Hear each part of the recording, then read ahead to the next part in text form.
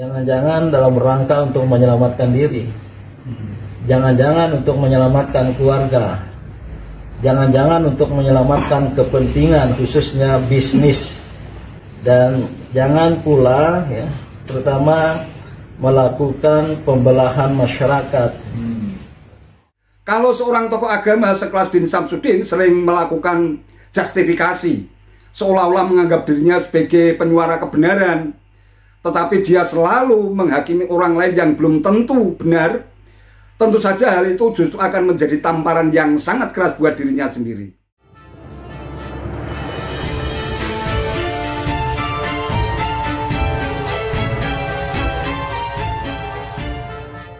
Assalamualaikum warahmatullahi wabarakatuh. Salam sejahtera untuk kita semua, salam budaya.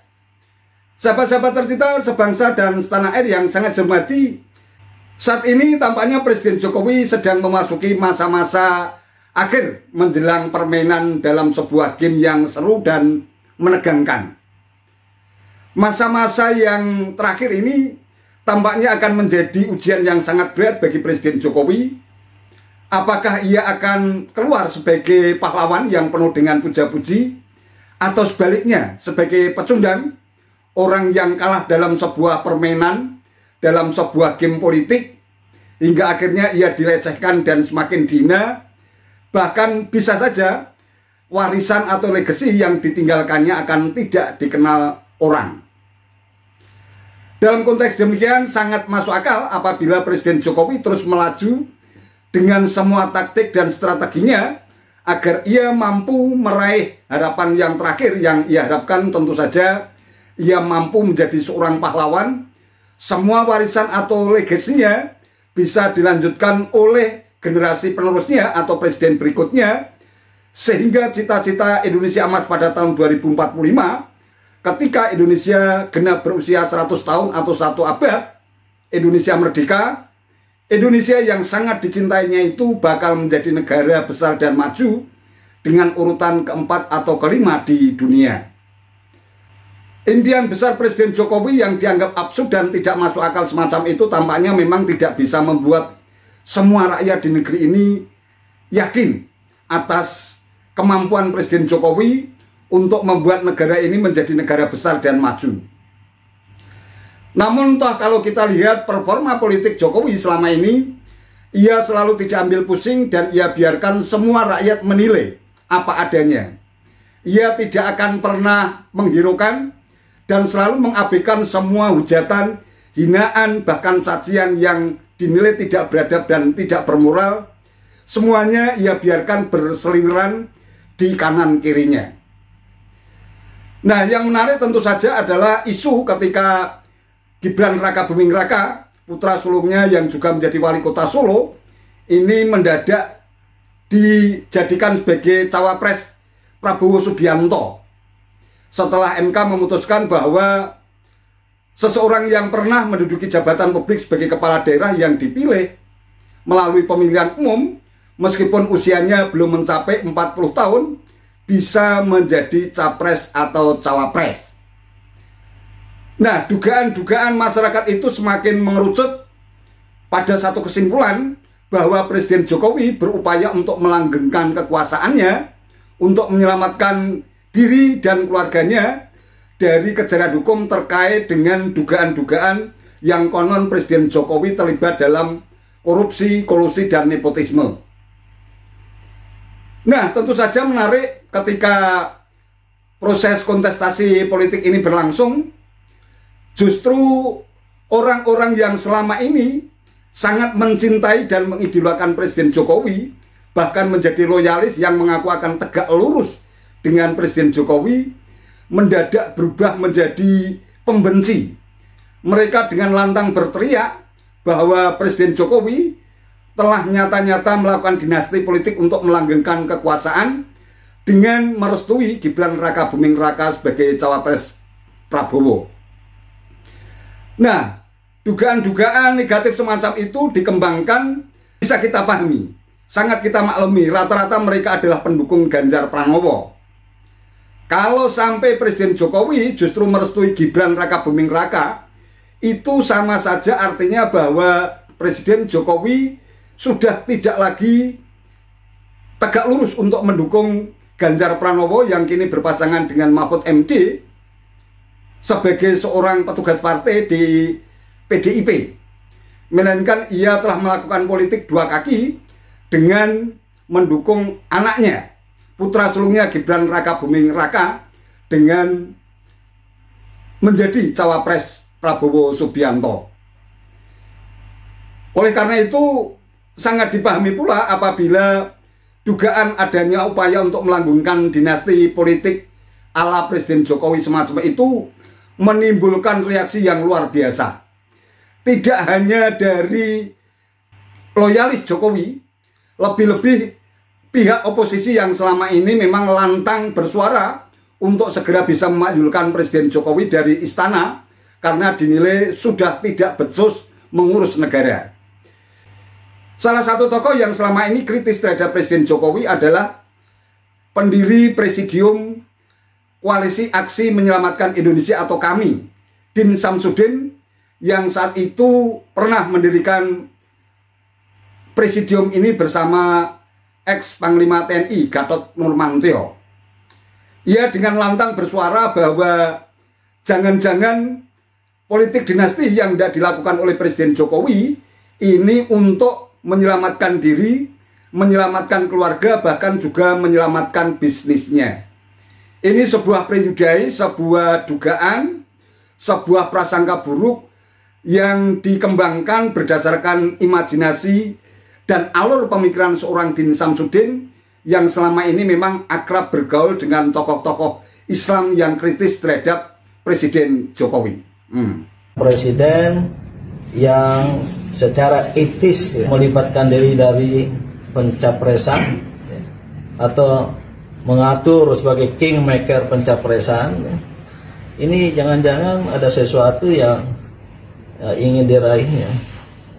Ini akan menguatkan dugaan dari rakyat, ya. Jangan-jangan dalam rangka untuk menyelamatkan diri, jangan-jangan untuk menyelamatkan keluarga, jangan-jangan untuk menyelamatkan kepentingan khususnya bisnis, dan jangan pula ya, terutama melakukan pembelahan masyarakat yang sudah terbelah, dituduh dengan melakukan politik identitas pihak lain, tapi diri sendiri melakukan politik identitas, walaupun politik identitas itu melekat dengan diri manusia. Nah, ini yang saya kira masih ada waktu untuk dikoreksi.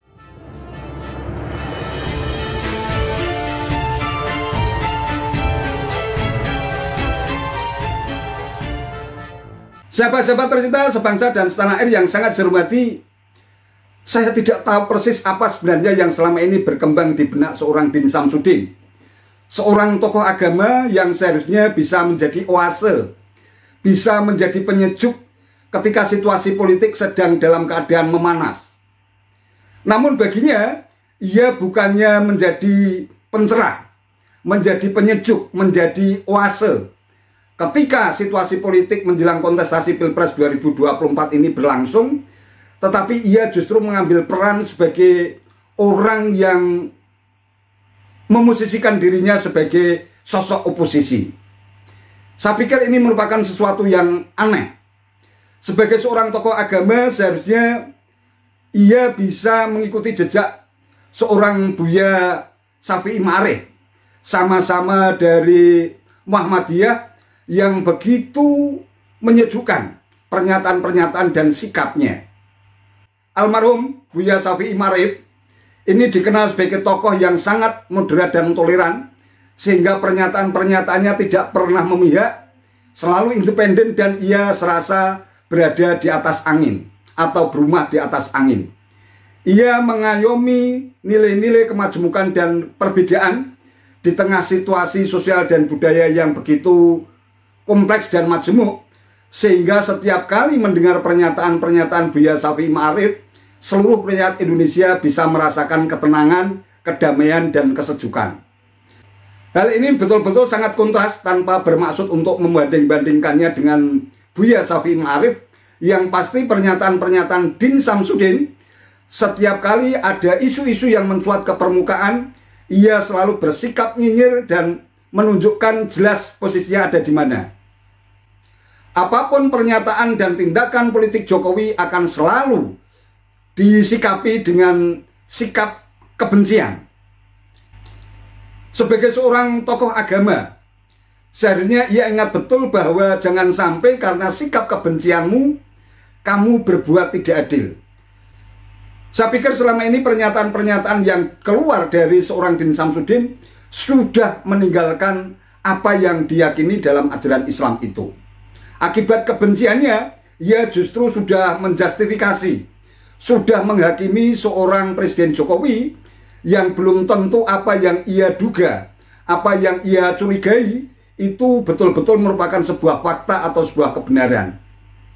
Kita tentu masih ingat pernyataan Din Samsudin ketika mengolok-olok Presiden Jokowi melakukan politik cawe-cawe dengan settingan, dengan adanya upaya untuk menjegal Anies Baswedan agar tidak bisa berkontestasi di dalam Pilpres 2024. Namun toh faktanya apa yang terjadi?